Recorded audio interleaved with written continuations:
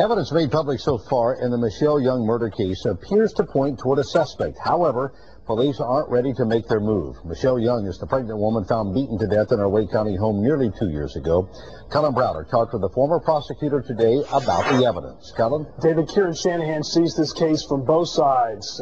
If he were representing Young, Shanahan says he would urge him not to talk. At the same time, he acknowledges the suspicion and the fact that Young has not been talking to investigators. Overall, this is taking time, but signs point to a building case.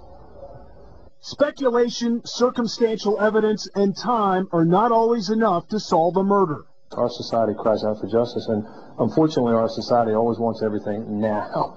Not involved in the case, former prosecutor Kieran Shanahan downplays the fact that investigators have named no suspect and made no arrest nearly 2 years after Michelle Young was bludgeoned to death in her Wake County home. Young's 2-year-old child was found unharmed next to the body. I think law enforcement, rightfully so, errs on the side of protecting innocence until proven guilty.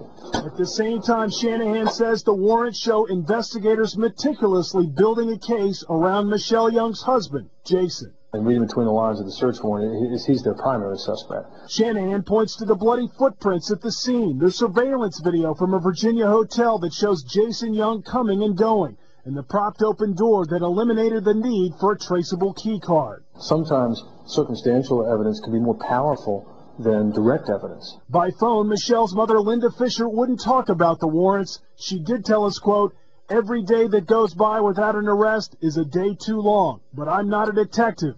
They're putting a puzzle together. When the time is right, an arrest will be made." It takes a lot of pieces, if you will, to be able to weave together a story that will convince a jury. District Attorney Colin Willoughby and Sheriff Donnie Harrison declined to talk about the Young murder case today. We also tried, but were unable to reach Jason Young and his attorneys today. David. Mike Cullen, thank you.